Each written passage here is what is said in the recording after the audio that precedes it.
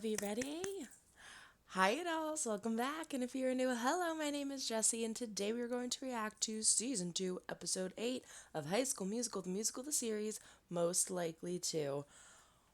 I have not been more anticipated to watch any other episode this season thus far until this one. I cannot wait to see the conversations that occur because we had some processing to do after that last episode. She has no idea, no idea. There was just chaos everywhere, aside from the adorable morning announcements between Gina and EJ, which I need like every episode now. Can we start off with a Gina and EJ morning announcements every single episode? I'm here for it. Who else is? Seb and Carlos. I love that couple so much. They are my favorite couple by far. But Crazy Carlos is getting a little cuckoo, and Seb needs to kind of calm him down. Just relax. He's stressing way too hard. Poor Miss Jen got her heart broken by Zachy again. Do you follow Zach on Instagram? No, but clearly I should. She wants to see the goodness in everybody. She doesn't want to believe it. And then ultimately finding out that Zachy was the one who did it after having this beautiful musical number and dance. She's all excited. Let's do another one. And then she finds that out. She's not the person to get even. She just gets hurt. Don't underestimate me. I come from strong stock. My mother bounced back from an autopsy. Now that Miss Jen is not going to be distracted by Stupid and can't go into anything with Mike, she's got Mazzy time. I'm cool with that. Ashlyn and Big Red. Oh my gosh. Oh my gosh. Oh my gosh. I keep wanting to say I'm excited, but am I? Because I'm really upset. I'm excited to see it, but I feel like excited isn't the right word. I can't wait. I'll just keep saying I can't wait. I can't wait to see the scene with the vision board. Courtney, my love, it was so painful to watch Courtney go from so freaking excited, giggly, snorty, lovable Courtney just to have it all come crashing down because Howie ends up being the beast. No, I'm not crying, okay? I'm allergic to jerks. In the long run, I think it's going to be okay. And I do want to hear him out, and I'm very nervous about that too because someone in the comments brought up that Howie might be a spy for East High. I'm gonna shake this. Yikes. It is one of those things that never occurred to me, but then when I thought about it, I was like, holy shit. It's obvious. It's so obvious throughout the whole episode. Carlos keeps saying, how did they know? How did they find this out? Granted, we're posting some stuff on Instagram, but how did they know we were going to do costumes today? How did they know this? How did they know that? Howie! How? It's Howie. Howie? I am freaking out about that. I want to see what he has to say. Last, but not least, certainly not least. You ready for this, Dobby? You think you can handle this conversation? No, you can't. Ricky and Nene. Nene never should have did this play. Dobby's like, I'm out. Nina never should have... What did you say? I have never once ever said Nina. How weird is that? I really did not mean to say Nina. Oh, wow, it's official. She's Nina. That's so weird. By the way, I just paused for a second. I want to say thank you so much to everybody that has commented on these videos because to take the time to just form your own opinion, your thought, and put it out there for everyone to see is so amazing, and it means a lot to me because it really helps the video when you comment and like. And I just love talking about this show so much. So I really try to go back. I even went back and commented on comments from the last episode that I hadn't gotten to just because it's so much fun to hear everybody's theories and their ideas about how they feel. But it seemed like a lot of people didn't understand why I felt like Ricky was selfish. So this is kind of why I'm going over these bullet points. Nina never should have done this musical. One, he got her into the musical against her wishes when she kept saying she didn't want to, which is kind of selfish because he just wanted her there. Two, he rushed the whole song process, even though she kept saying that she was having writer's block and it was driving her crazy and all this stuff. And it was kind of selfish of him because he just wanted to hang out with her and see. Why did I put up another finger? I'm not done yet with two. He just wanted to see her, which is sweet, but at the same time, it's like, you pushed me into this musical, now I'm pressured to write this song, and you're not even supporting me when I'm saying I'm freaking out and stressed about it. So that was a little selfish, I felt. And then three, ultimately, she finishes the song, and I feel like the song turned out the way it did, which is very much so reflecting her and Ricky's relationship. The song turned out the way it did because of how Ricky was previously acting with my 1 and 2 reasons.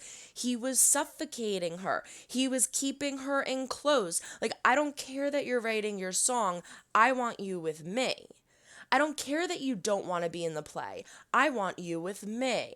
And so everything that she is talking about in her song, that was her inspiration. Ricky's suffocation was her inspiration. So that's why the song turned out the way it did. Not that Nina shouldn't take responsibility for what she has said in that song, but it was kind of like I was saying in the last episode too. Did you ever kind of say something or do something and then you think back and you're like, wow, why did I do it that way? Why did I do it like that? And then it helps you realize something that you didn't see previously before.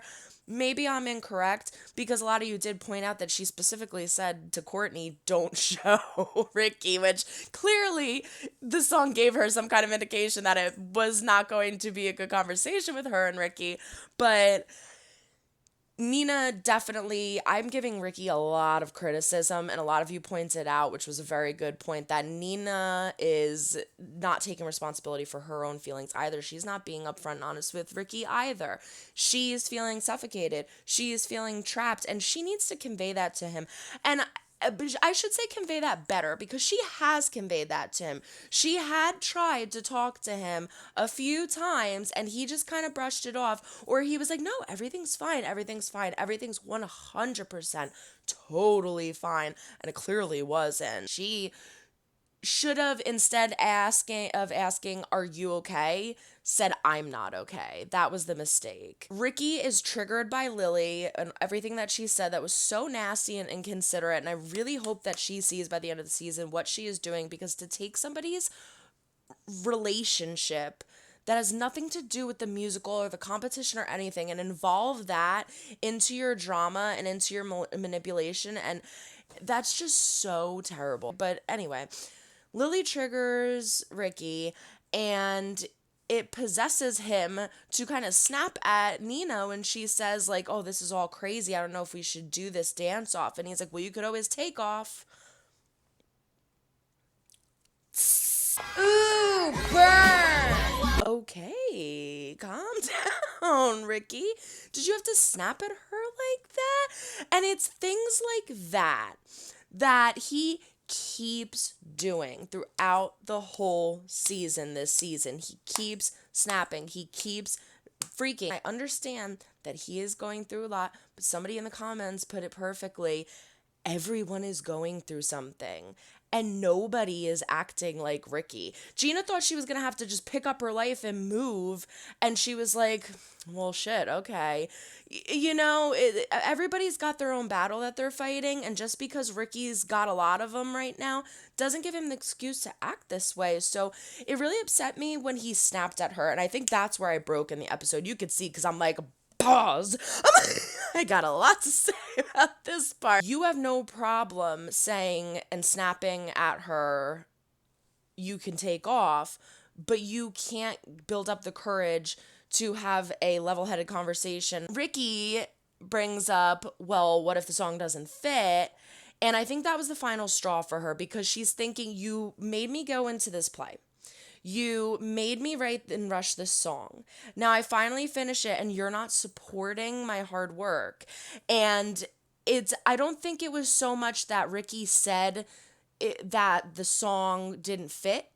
It was that he said it in the way that he did after snapping at her previously before the Mob song. In her eyes, it wasn't that he didn't want the song in the play. It was that he wasn't being supportive of her work. That was the main reason that I got upset, was that it had nothing to do with him not liking the song. It had to do with him being triggered by what Lily said and then taking that out on Nina.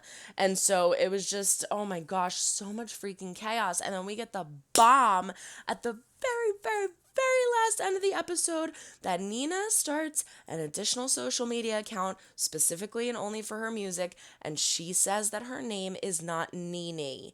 It is Nina. I loved that she took that for herself. I love that she wants a fresh start. This is my music. This is separate. I'm going to focus on this and really, really do something with it. And brand new start.